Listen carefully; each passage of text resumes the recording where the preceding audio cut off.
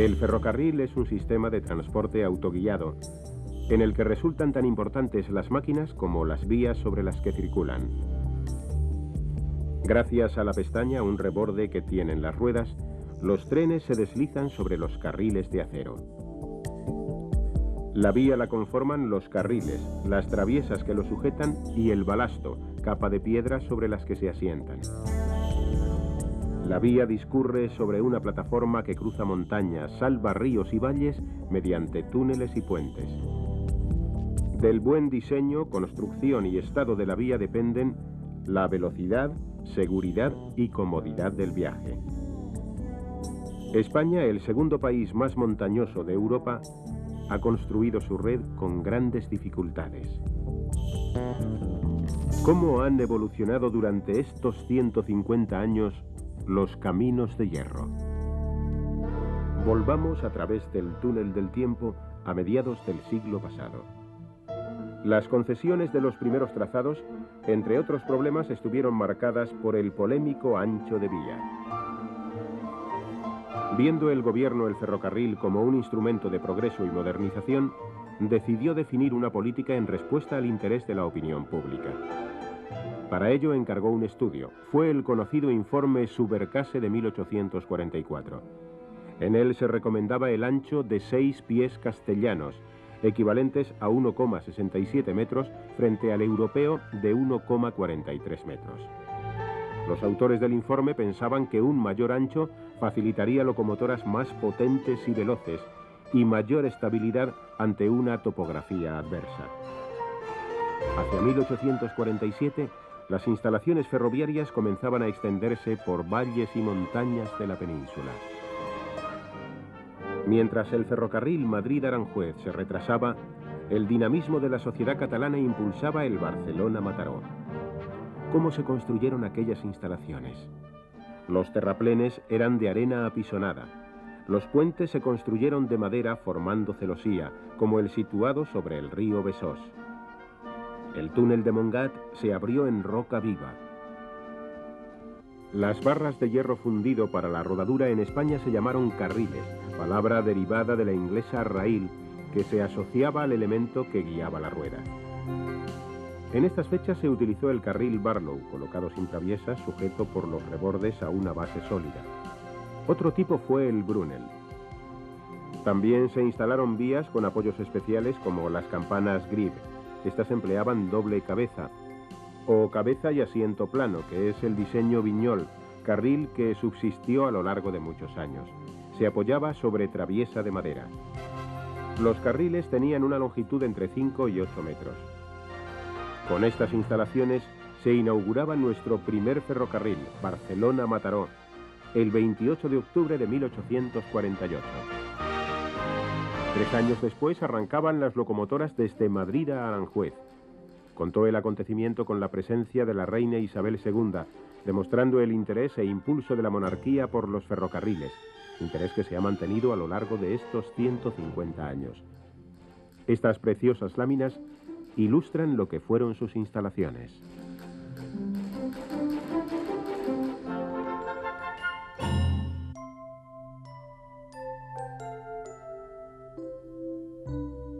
En 1855 España tenía 405 kilómetros de vías.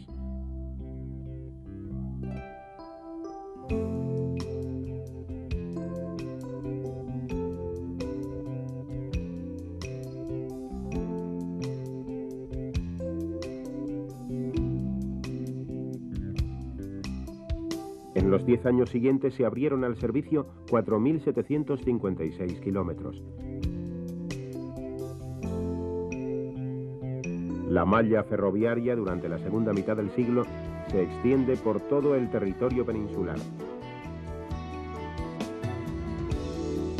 La orografía de nuestro país exigió la construcción de numerosos túneles. Se prodigaron en las líneas que unían la meseta con Asturias y Galicia. El paso de los puertos de Pajares y el Manzanal dio muchos problemas en su construcción.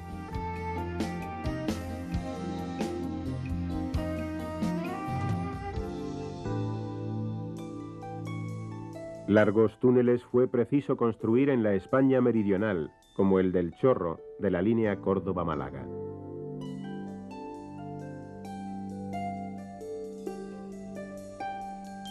La técnica de construcción de puentes evoluciona. Los primeros puentes de madera se sustituyen por los de obra de fábrica, especialmente al iniciarse la ejecución de las grandes líneas. Con el desarrollo de la industria metalúrgica del hierro en los últimos años del siglo, los puentes metálicos aparecen en la infraestructura ferroviaria. Los tipos de viga empleados eran desde alma llena hasta los de celosía dobles, triples y cuádruples. A partir de 1870 se introducen los carriles de acero, que apenas tiene desgaste y son mucho más resistentes.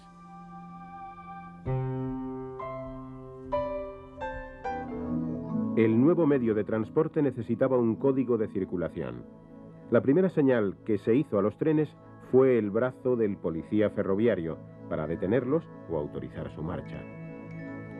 Pronto se instaló lo que se llamó el brazo mecánico, o paleta situada en el extremo de un mástil. Este brazo se accionaba a pie de mástil. Después se le acopló un alambre hasta la estación próxima, donde se manejaba. Por las noches las señales se hacían mediante lámparas de petróleo. La luz roja indicaba parada y la blanca vía libre al tren. Pero fue la señal de disco, la instalación de protección de las estaciones, la que sustituyó a la paleta.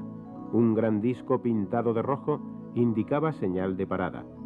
Si se quería dejar vía libre, el disco giraba y desaparecía de la vista del maquinista. Fue el sistema más extendido en España hasta finales de siglo. Al disco se le añadió una señal cuadrada con dos luces rojas durante la noche. Otra mejora fue la señal blanca, que se colocó sobre un cristal verde para impedir confusiones entre el blanco y la luz natural. La señal preventiva del rojo se cambió por la amarilla anaranjada para indicar al maquinista que debía iniciar el frenado y detenerse a la siguiente señal de parada, para la que se adoptó el color rojo. Otro de los problemas que se le planteó a la circulación de los trenes fue cómo desviarse. Gracias a los aparatos llamados desvíos, el tren, al llegar a un cruce, toma la dirección prevista a través del movimiento de sus agujas. Las mayores concentraciones de desvíos estaban en las estaciones. En los años del Barcelona-Mataró, los desvíos se accionaban manualmente y en relación con las señales por procedimientos muy elementales, obligando a reducir la velocidad a su paso, tanto cuando el tren se mantenía sobre la vía general como cuando se dirigía a través de la vía desviada. Estos accionamientos fundamentales en las instalaciones fijas del ferrocarril se llamaron enclavamientos. Los primeros enclavamientos, que fueron mecánicos, aseguraban la circulación de los trenes. Cada aparato, aguja o señal se movía por sus correspondientes palancas que se clavaban o enclavaban en estos mecanismos. De aquí el nombre que recibieron. Los primeros enclavamientos se realizaron por cerraduras, una para cada palanca. Un avance técnico consistió en concentrar las palancas y transmitir el movimiento a los aparatos por medio de cables, funcionando como un sistema de funicular hasta su emplazamiento en la estación. Vino más tarde la transmisión por fluidos. Fueron los enclavamientos hidráulicos y neumáticos. En 1882, en la bifurcación de Pla de Vilanoveta, se instaló el primer enclavamiento eléctrico. En 1901 la red ferroviaria española alcanzaba cerca de los 13.000 kilómetros. La red se construyó con grandes dificultades. En la red principal un tercio de las líneas discurren en curva, una cuarta parte lo hacen en rampa, existiendo 1.215 túneles y 14.840 puentes. Una muestra clara de lo que supuso la construcción del ferrocarril en nuestro país. Los carriles instalados en nuestras primeras líneas eran de 18 metros de longitud para evitar el efecto de dilatación por las temperaturas. Estos carriles, llamados barras cortas, se unían mediante bridas atornilladas. El sistema de vía en barra corta producía un golpeteo continuo en la marcha del tren por el impacto de las ruedas sobre las juntas. Era el traqueteo tan característico de los trenes antiguos. El sistema evolucionó ya en nuestro siglo con la barra larga soldada, consiguiendo una soldadura continua del carril en kilómetros de vía, solo interrumpidos por sofisticados aparatos de dilatación. Ya desde el Barcelona-Mataró se detectó que los carriles por sí solos no podrían soportar el peso de los trenes. Se instaló una capa de piedras como base de cimentación que se llamó balasto. Sobre ella se repartía la carga del tren sobre el terreno, evitando el encharcamiento en caso de lluvia y sosteniendo las traviesas que soportaban los carriles. En los primeros ferrocarriles se hicieron ensayos con traviesas metálicas y se colocaron en algunos tramos, pero en general las traviesas fueron siempre de madera, de pino o roble, tratadas mediante un método llamado creosotado que las hacía resistentes a la intemperie. El uso de las traviesas de hormigón vino obligado en parte por las dificultades de suministro que tenía nuestro país después de la Guerra Civil, ya que el ferrocarril necesitaba tala de árboles y preparación de traviesas en distintos puntos de España. En 1955 se adoptó en nuestra red la traviesa bibloque, conocida como RS. Consiste en dos dados de hormigón unidos por una riostra metálica. La fijación elástica de la traviesa se efectúa mediante placa de asiento de caucho. Las placas se sujetan con dos tornillos.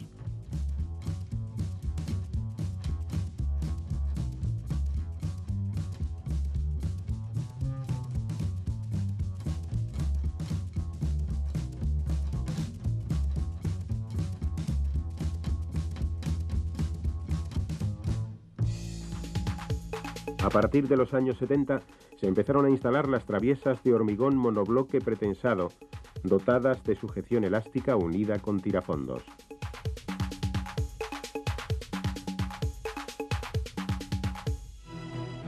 Ya a principios de siglo, el cada vez más complejo mundo de las instalaciones ferroviarias aborda la electrificación.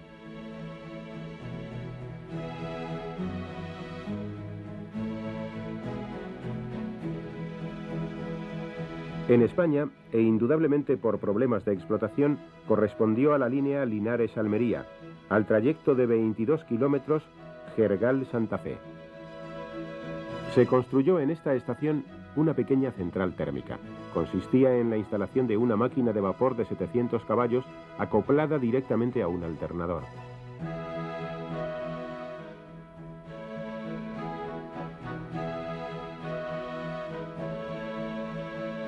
La corriente elegida fue de 25 ciclos con una tensión de 5000 voltios en la línea de trabajo, utilizando dos hilos de contacto para dos fases y los carriles para la tercera. Pero fue en las rampas de Pajares donde realmente se desarrolló la tracción eléctrica. Se estableció un sistema de corriente continua a 3000 voltios. Se construyeron subestaciones a lo largo de los durísimos 62 kilómetros que separan Ujo de Bustongo. Las subestaciones convertían la corriente en continua para circular por los hilos que, con suspensión catenaria, se alzaban sobre la vía.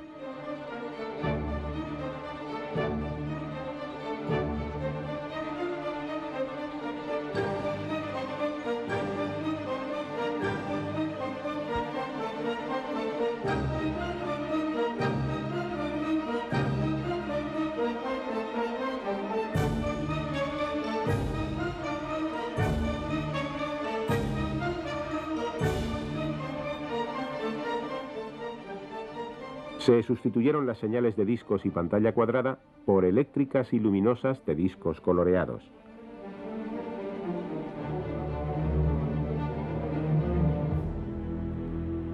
El mantenimiento de las instalaciones ha sido una actividad esencial para el funcionamiento de la circulación de los trenes, un trabajo permanente en el ferrocarril.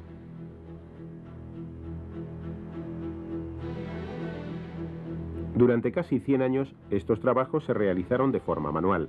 Tanto el levante de traviesas y carriles como los trabajos bajo la vía se ejecutaban con brigadas de obreros. A partir de los años 20 se construyeron las primeras máquinas para los trabajos de vía. Fueron las bateadoras, encargadas de compactar el balasto. Pero es en los años 50 cuando se construye el gran parque de maquinaria pesada de vía. Las nuevas bateadoras no solo compactan, sino que alinean y nivelan la vía. Las perfiladoras distribuyen el balasto de forma homogénea. El estabilizador dinámico produce una vibración que se transmite a la capa de balasto, completando el proceso de compactación. Este grupo de máquinas trabajan agrupadas para realizar más eficazmente las tareas de mantenimiento. Las desguarnecedoras permiten sustituir el balasto contaminado instalando material limpio. Los trenes amoladores corrigen los defectos producidos en los carriles por el desgaste ondulatorio. Previamente, los vehículos auscultadores controlan el estado de la vía, base para el establecimiento de los programas de mantenimiento. Y para las renovaciones de vía, un gran avance tecnológico: el tren de renovación rápida de vía, que permite la sustitución de carriles y traviesas.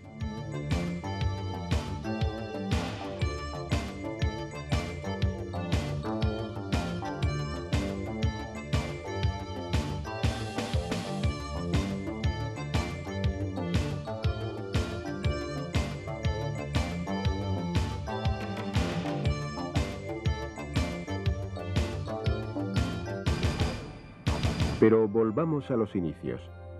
El gran problema con que se encontró el ferrocarril fue el evitar el choque o el alcance de los trenes. El tráfico ferroviario exigía, pues, un sistema de señales cada vez más fiable. En 1924, las señales iluminadas con lámparas de petróleo fueron sustituidas por señales luminosas eléctricas coloreadas. Las primeras que se instalaron fueron las del puerto de Pajares, coincidiendo con la electrificación de la línea. El sistema fue evolucionando al incorporar el color verde a destellos para indicar vía libre condicional. Para ello surgieron los sistemas de seguridad y, en consecuencia, sus instalaciones. El primero fue el telégrafo eléctrico de Morse. Las líneas telegráficas ferroviarias, con sus circuitos por postes de madera, ayudaron al desarrollo de la red de telégrafos del Estado a partir de 1868. Por medio de telégrafo se establecía un código sonoro que funcionaba cada vez que el tren rebasaba uno de los cantones en que estaba dividida la línea. La instalación telegráfica dio paso a la telefónica. Una llamada entre dos jefes de estación servía para pedir permiso de circulación de un tren. Era el bloqueo telefónico. A medida que los sistemas de bloqueo van automatizándose, sus instalaciones se hacen más sofisticadas. El teléfono ha pasado a ser un medio auxiliar y complementario en la explotación ferroviaria. Hoy día, las instalaciones más modernas de puesto de mando se organizan mediante el control de tráfico centralizado, CTC.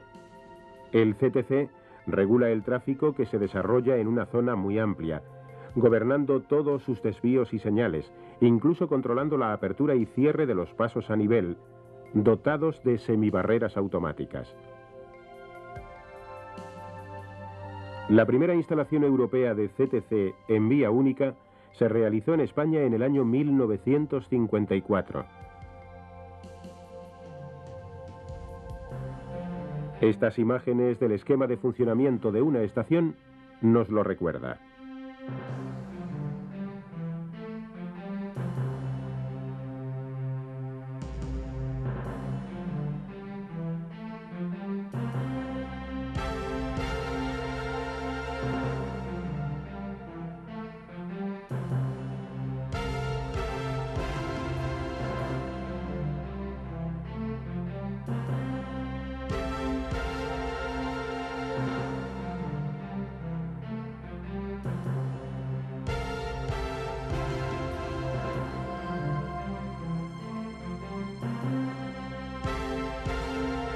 En 1984, y de nuevo en las rampas de Pajares, el ferrocarril incorporaba a sus instalaciones un nuevo sistema de comunicaciones, el tren tierra. El sistema consta de un control central en el puesto de mando, unos puestos móviles en los trenes y unos fijos situados a lo largo de la línea férrea. Es un sistema mixto de radio y cable que permite la comunicación instantánea entre los trenes en marcha y los puestos de mando para mejorar el control de la circulación.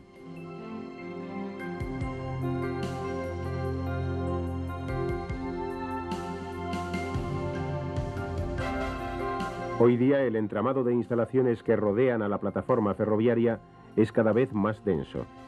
postes de electrificación, tendido del hilo de contacto, canalizaciones para los cables de comunicaciones, balizas del ASFA, sistema de señales y frenado automático, detectores de ejes calientes y muchos más elementos. En 1987 se abordaba la mayor obra de ingeniería ferroviaria realizada en España, la línea de alta velocidad Madrid-Sevilla. La nueva infraestructura une ambas ciudades con 471 kilómetros en vía doble banalizada y en ancho internacional.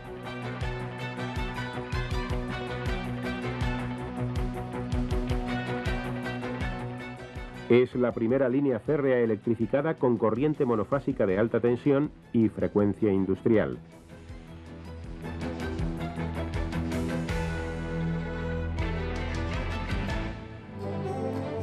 El 21 de abril de 1992, los reyes de España inauguraban la gran obra.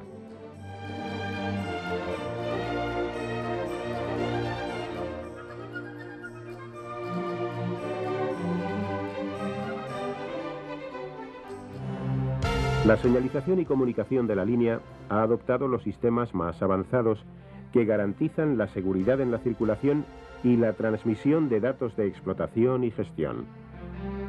Las instalaciones de señalización están constituidas por enclavamientos electrónicos y un sistema de protección automática de trenes.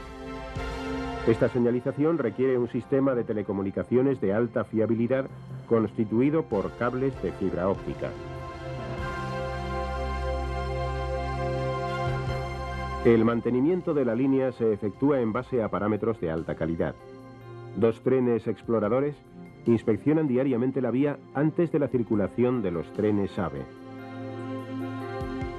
Y la última innovación tecnológica, el sistema MEDES para medir el desgaste de los hilos de contacto del tendido eléctrico.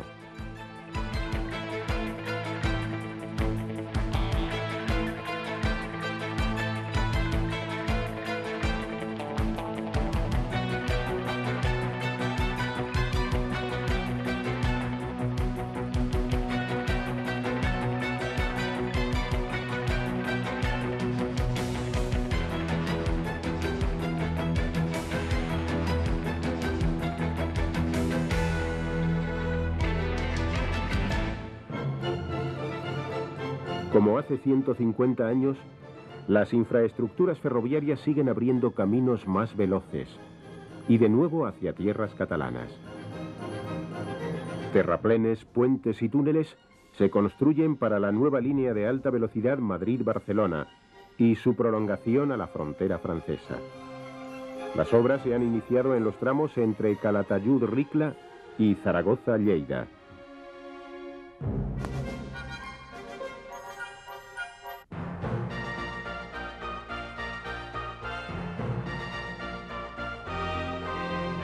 Y con la misma ilusión y constancia con que se realizó el Barcelona-Mataró, el ferrocarril sigue construyendo y manteniendo sus líneas para ser en el próximo siglo un gran protagonista del transporte.